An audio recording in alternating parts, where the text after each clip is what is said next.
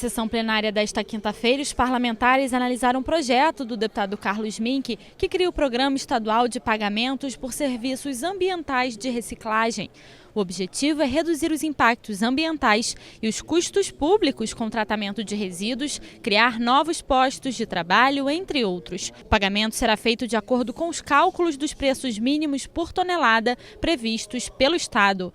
O programa também prevê a formação continuada de catadores e fornecimento de assistência técnica aos empreendimentos. A proposta segue para a sanção ou veto do governador. Tirar o plástico, a lata do meio ambiente, levar de volta à indústria. Como organizar isso? Câmaras setoriais, né? Inclusão das cooperativas, os setores arcando com algum custo, até o consumidor também, como é feito na Europa há anos. Quando você compra um carro na Europa, 1% do valor do carro é para pegar todas as partes do carro depois, levar o vidro para lá, a borracha para lá, a porta para lá.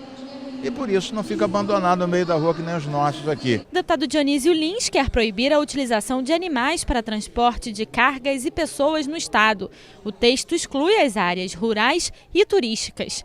Quem descumprir a regra poderá ser punido. A proposta aprovada segue para a sanção do governador. Que é uma crueldade o que se faz com os animais no âmbito do estado do Rio de Janeiro. Eu vou dar um exemplo. Presidente Vargas, vou dar um exemplo para a minha área de Garromero. Um centro urbano, aí vai o animalzinho puxando a carroça com geladeira em cima, com tijolo, com material de construção.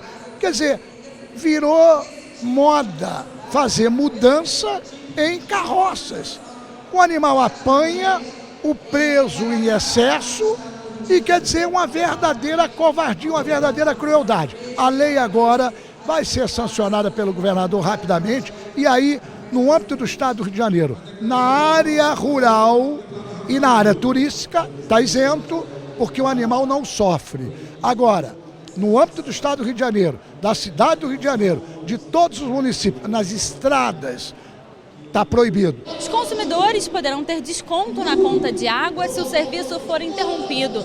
A deputada Zeidan determina o desconto no total da fatura por cada dia que o serviço não for prestado. As concessionárias que descumprirem a regra poderão ser multadas. E os prédios públicos poderão ser obrigados a ter reservatório para a água da chuva. As duas matérias foram aprovadas e seguem para a sanção ou veto do governador. A deputada Márcia Giovanni quer que o governo estimule a redução do consumo de água com a lavagem dos carros. A ideia com a criação do programa Ecolavagem é que sejam feitas campanhas de esclarecimento sobre produtos que ajudam na redução do gasto de água. A proposta aprovada depende da sanção do governador. Além de orientação, ser um programa de orientação, a gente quer que o governo também dê incentivo para que as pessoas consumam mais esse tipo de produto, né? E numa lavagem normal se gasta em torno de 80 litros de água. E com produtos biodegradáveis vai gastar em torno de 1 copo de água. Então nessa crise hídrica que nós estamos vivendo, vai ser bom para todo mundo, né? E o deputado licenciado Gustavo Tutuca quer garantir que as aulas de educação física sejam ministradas por professores graduados em nível superior.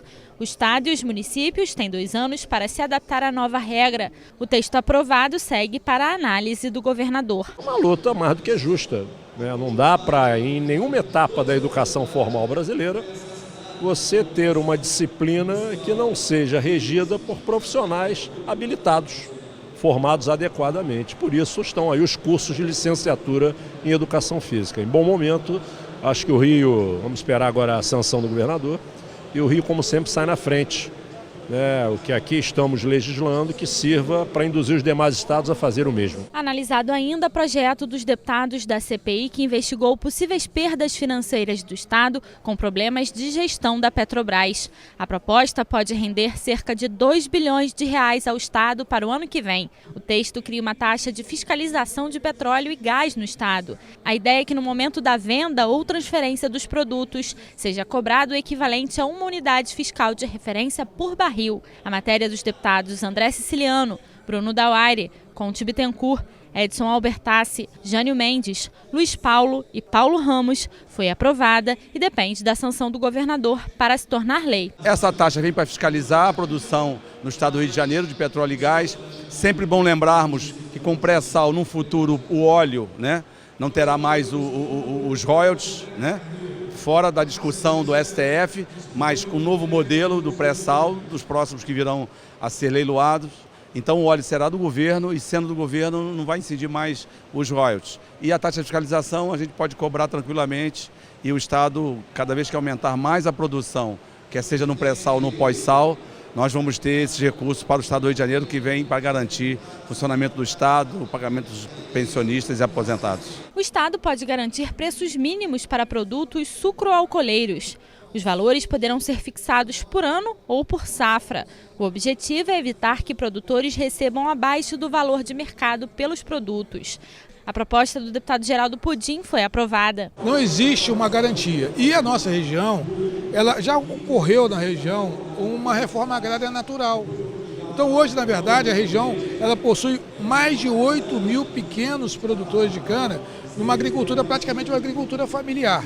Se não houver por parte do governo do Estado, do governo federal, a garantia desse preço mínimo, uma pequena propriedade que possa produzir R$12 mil por ano para sustentar toda a família, ela pode efetivamente não ter nenhum tipo de ganho neste ano. E o que ocorre com isso? Uma falência total. Hoje nós temos uma capacidade instalada nas 3 usinas remanescentes de moer 4 milhões de toneladas de cana e nós estamos produzindo 1,2. E só etanol. Acabou o açúcar. Já o deputado Luiz Paulo quer permitir que o reajuste de salário conseguido por servidor na Justiça seja estendido para os demais funcionários, sem a necessidade de novos processos judiciais. O texto aprovado retorna ao plenário para a segunda discussão. Não é só questão de reajuste. Um funcionário tem um direito, né? E esse direito é reconhecido na Justiça e transitado em julgado, decisão final. Bom, se um outro, com um processo igualzinho, reivindicar, tem que começar tudo de novo. Então nós queremos facultar ao Poder Executivo, enfim, ao Poder Legislativo, ao Poder Judiciário, que estenda àqueles que têm o mesmo direito uma decisão já transitada em julgada. Facultar não é obrigar. E por que colocamos facultar? Porque muitas vezes esses valores podem ser altos. Mas mesmo assim tem a prerrogativa de inscrever, né, em precatório, entrar na fila do precatório. Eu acho que isso simplifica muito a burocracia, assegura o direito bom do servidor sobre o tema que tiver em discussão e dá ao Estado mais agilidade para tomar conta e lutar por outras ações. E a bancada do PSOL e o deputado doutor Giulianelli querem proibir que gestantes presas ou que estejam cumprindo medidas socioeducativas fiquem algemadas durante o parto. O texto determina que o Estado adote medidas para garantir a integridade física da gestante, do bebê e da equipe médica. A proposta aprovada ainda precisa da sanção do governador para se tornar lei. Dia Mundial da Luta pelos Direitos Humanos e essa casa, através do consenso, através do bom debate político, mesmo com pensamentos ideologicamente distintos, entende que uma mulher grávida, mesmo sendo ela uma detenta, ela não pode dar à luz a uma criança algemada. Isso é absolutamente desumano e ilegal, até porque esse ato faz com que a pena daquela mulher extrapole aquela pessoa, atinja a criança. E não é nenhuma medida de segurança, isso é uma medida de barbárie. No expediente final, os deputados Anderson Nogueira e Paulo Ramos comentaram a reunião da CPI que investiga os casos de auto de resistência no Estado, que ouviu familiares de vítimas. Foi uma reunião impactante, marcante, diria até histórica, e que sensibilizou a todos para essa causa, mas também trouxe uma série de situações que a CPI tem que propor, principalmente a punição. É uma manifestação muito sofrida, é muito difícil. É claro que a comissão, em homenagem aos direitos humanos, deveria ter aproveitado a oportunidade para trazer também os familiares dos policiais mortos, para que as mães em conjunto verificassem que o sofrimento é igual, que há um sofrimento muito grande, porque o Rio de Janeiro é a unidade da federação onde a polícia mais mata, mas também é a unidade da federação onde há o maior número de policiais mortos. e o sofrimento das mães, dos pais, dos familiares, o sofrimento é o mesmo. O deputado Valdec Carneiro destacou as principais recomendações da CPI do crack. Além de várias recomendações que a CPI apresentou, nós achamos importante também apresentar propostas legislativas, né? Então, no campo da prevenção, que é um problema grave que nós identificamos, nós propomos a criação de um núcleo de prevenção no âmbito da rede estadual de educação, que congrega uma população adolescente e juvenil muito grande. Uma segunda proposta tem a ver com a questão dos consultórios de rua para os usuários de crack que estão estabelecidos nas chamadas cenas de uso, os que vivem lá, né? Pessoas que moram lá ou passam grande parte do dia lá e que não têm acesso a exames clínicos básicos, não têm acesso à vacinação, não têm acesso a curativos quando sofre algum tipo de lesão, enfim. Portanto, a ideia de ter um consultório de rua que visite essas cenas de uso, constituído por uma equipe multidisciplinar.